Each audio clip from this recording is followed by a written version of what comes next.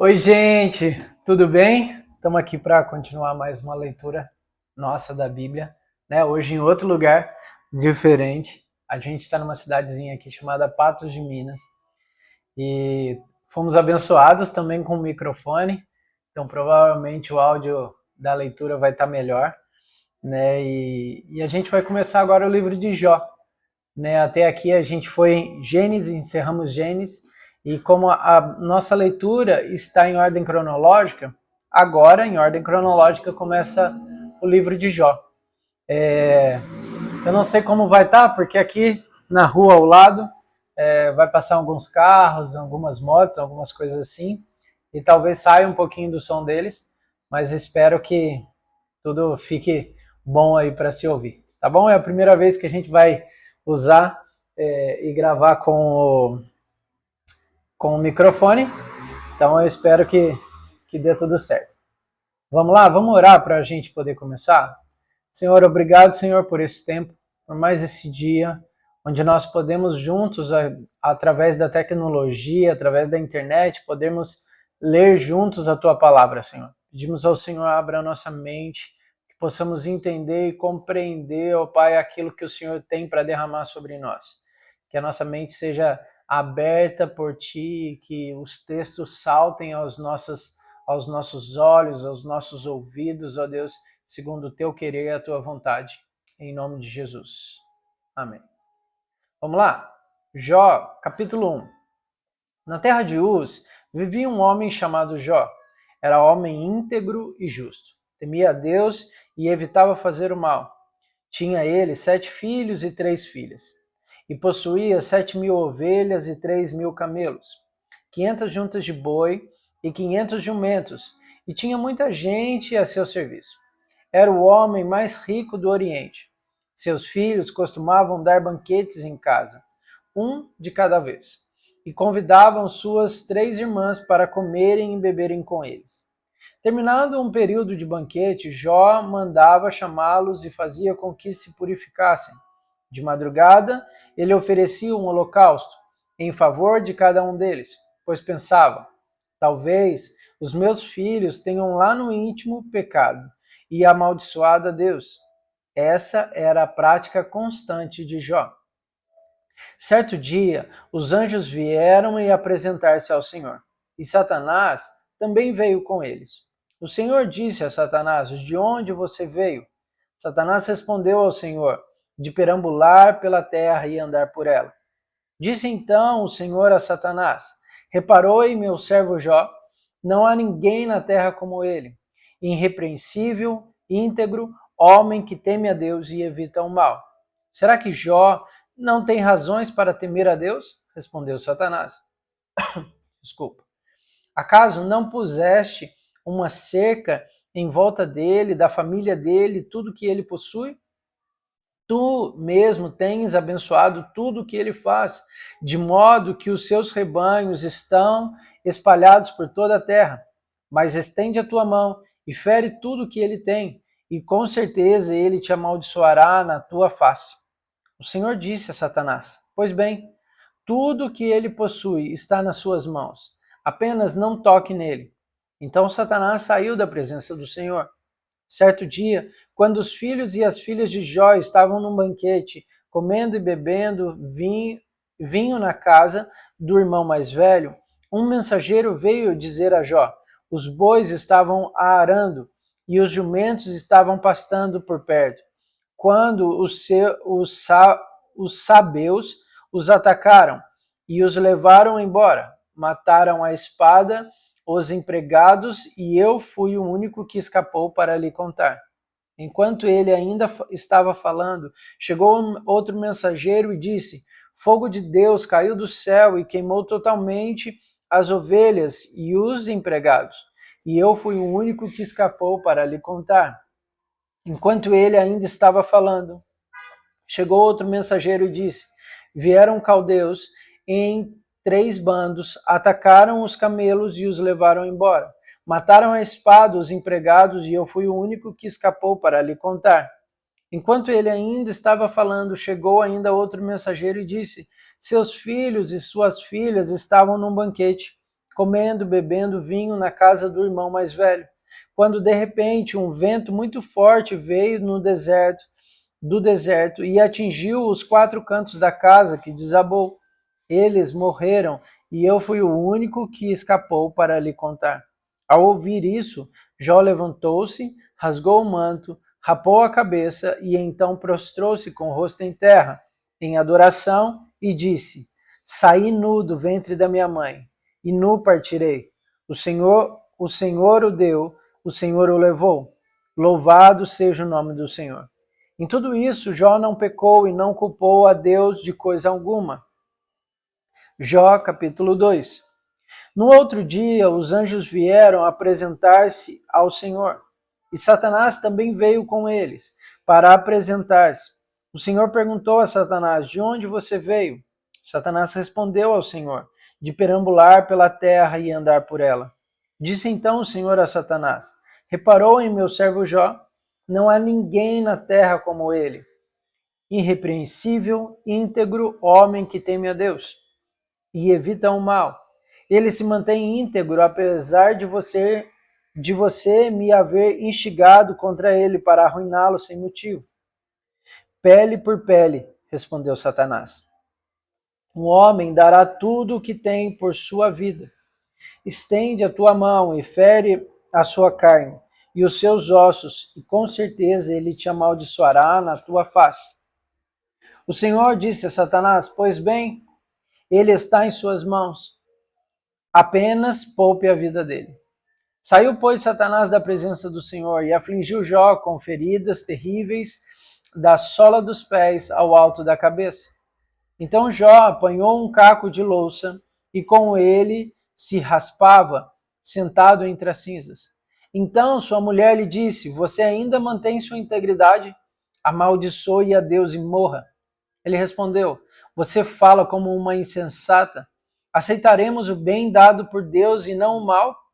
Em tudo isso Jó não pecou em seus lábios. Quando 3 amigos de Jó, Elifaz de Temã, Bildade de Suá e Zofar de Naamate, souberam de todos os males que havia atingido, saíram cada um da sua região. Combinaram encontrar-se para juntos irem mostrar solidariedade a Jó e consolá-lo.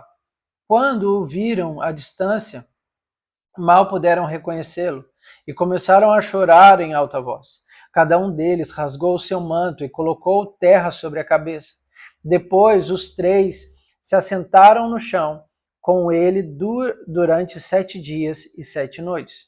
Ninguém lhe disse uma palavra, pois viram como era grande o seu sofrimento. Jó, capítulo 3.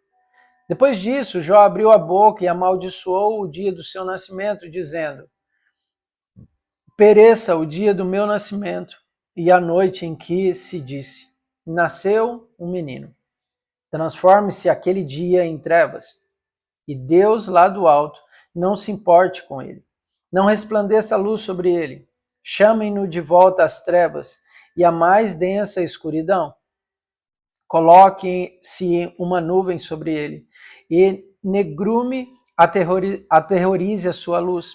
Apodere-se daquela noite, dessas trevas. Não seja ela incluída entre os dias do ano, nem faça parte de nenhum dos meses. Seja aquela noite estéril, e nela não se ouçam brados de alegria. Amaldiçoem aquele dia, e os amaldiçoam os dias, e são capazes de atiçar o Leviatã. Fiquem escuras as suas estrelas matutinas. Espere ele em vão pela luz do sol, e não veja os primeiros raios da alvorada, pois não fechou as portas do ventre materno para evitar que eu contemplasse males. Porque não morri ao nascer, e não pereci quando saí do ventre? Porque houve joelhos para me receberem, e seios para me amamentarem. Agora eu bem poderia estar deitado em paz e achar repouso, junto aos reis e conselheiros da terra que construíram para si lugares que agora jazem em ruínas, com governantes que possuam ouro, que enchiam suas casas de prata. Por que não me puseram como criança abortada, como um bebê, que nunca viu a luz do dia. Ali os ímpios já não se agitam, e ali os cansados permanecem em repouso. Os prisioneiros também desfrutam sossego, já não ouvem mais os gritos dos feitos de escravos. Os simples e os poderosos ali estão, e os escravos está livre do seu senhor. Porque se dá luz aos infelizes e vida aos de alma amargurada, aos que anseiam pela morte, e esta não vem, e a procuram mais do que um tesouro oculto, aos que se enchem de alegria e exultam quando vão para a sepultura, porque se dá vida àquele cujo caminho é oculto, e a quem Deus fechou as saídas, pois me vêm suspiros, e em vez de comidas, meus gemidos transbordam como água. O que eu temia veio sobre mim. O que eu receava me aconteceu. Não tenho paz, nem tranquilidade, nem descanso, somente inquietação. Jó, capítulo 4. Então respondeu Elifaz de Temã: se alguém se aventurar em dizer-lhe uma palavra, você ficará impaciente? Mas quem pode refrear as palavras? Pois bem, você ensinou a tantos, fortaleceu mãos fracas, suas palavras davam firmeza aos que tropeçavam. Você fortaleceu joelhos vacilantes. Mas agora que se vê em dificuldade, você desanima. Quando você é atingido, fica prostrado. Sua vida piedosa não lhe inspira confiança e o seu procedimento irrepreensível não lhe dá esperança. Reflita agora. Qual foi o inocente que chegou a perecer? Aonde os íntegros sofreram destruição? Pelo que tenho observado, quem cultiva o mal e semeia a maldade, isso também colherá. Pelo sopro de Deus são destruídos, pelo vento da sua ira eles perecem. Os leões podem rugir e rosnar, mas até os dentes dos leões fortes se quebram. O leão morre por falta de presa, e os filhotes da leoa dispersam. Disseram-me uma palavra em segredo, da qual os meus ouvidos captaram um murmúrio. Em meio aos sonhos perturbadores da noite, quando caí no sono profundo, sobre os homens, temor e tremor se apoderaram de mim e fizeram estremecer todos os meus ossos. Um espírito roçou o meu rosto e os pelos do meu corpo se arrepiaram. Ele parou, mas não pude identificá-lo. Um vulto se pôs diante dos meus olhos e ouvi uma voz suave que dizia: poderá algum mortal ser mais justo do que Deus? Poderá algum homem ser mais puro do que seu Criador? Se Deus não confia em seus servos, se vê erro em seus anjos e os acusa, quanto mais nós, que morram em casas de barro, cujos alicerces estão no pó, são mais facilmente esmagados que uma traça. Entre o alvorecer e o crepúsculo são despedaçados, perecem para sempre, sem ao menos serem notados. Não é certo que as cordas da sua tenda são arrancadas e eles morram sem sabedoria? Clame se quiser. Jó, capítulo 5. Clame se quiser, mas quem o ouvirá? Para qual dos seres celestiais você voltará? O ressentimento mata o insensato, e a inveja destrói o tolo. Eu mesmo já vi um insensato lançar raízes, mas de repente a sua casa foi amaldiçoada. Seus filhos longe estão de desfrutar segurança, maltratados nos tribunais, não há quem os defenda. Os famintos devoram a sua colheita, tiraram até do meio dos espinhos, e os sedentos sugam as suas riquezas, pois o sofrimento não brota do pó, e as dificuldades não nascem do chão. No entanto, o homem nasce para as dificuldades, tão certamente como as fagulhas voam para cima. Mas se fosse comigo, eu apelaria para Deus. Apresentaria a Ele a minha causa. Ele realiza maravilhas insondáveis, milagres que não se pode contar. Derrama chuva sobre a terra e envia água sobre os campos. Os humildes ele o exalta e traz os que pranteiam a um lugar de segurança. Ele frustra o plano dos astutos para que fracassem as mãos deles. Apanha os sábios na astúcia deles, e as maquinações dos astutos são malogradas por sua precipitação. As trevas vêm sobre eles em pleno dia. Ao meio-dia eles tateiam como se fosse noite. Ele salva o oprimido da espada, que trazem na boca, salvos das garras dos poderosos. Por isso, os pobres têm esperança, e a injustiça cala a própria boca. Como é feliz o homem a quem Deus corrige. Portanto, não despreze a disciplina do Todo-Poderoso, pois ele fere, mas trata do ferido. Ele machuca, mas suas mãos também curam. De seis desgraças ele o livrará. Em 7 delas você nada sofrerá. Nem fome ele o livrará da morte, e na guerra o livrará do golpe da espada. Você será protegido do açoite da língua e não precisará ter medo. Quando a destruição chegar, você irá da destruição e da fome, e não precisará temer as feras da terra, pois fará aliança com as pedras do campo, e os animais selvagens estarão em paz com você. Você saberá que a sua tenda é segura, contará os bens da sua morada, e nada achará falta. Você saberá que os seus filhos serão muitos, e que os seus descendentes serão como a relva da terra. Você irá para a sepultura em pleno vigor, como um feixe recolhido no devido tempo.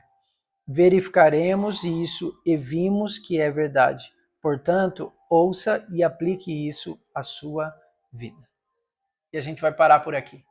Se essa leitura em algum momento chamou sua atenção, alguma parte, algum capítulo, algum versículo, volta lá, medita, vai orar, vai ver o que o Senhor quer falar com você e que você possa receber do Senhor a poderosa palavra dele. Amém? Se você gostou, se você tem gostado, tem sido bom para a sua vida, compartilhe esse vídeo, manda para alguém, para que mais pessoas possam desfrutar da delícia que é a palavra do Senhor junto conosco. Amém? Que o Senhor possa te abençoar grandemente e poderosamente. E até amanhã, em nome de Jesus.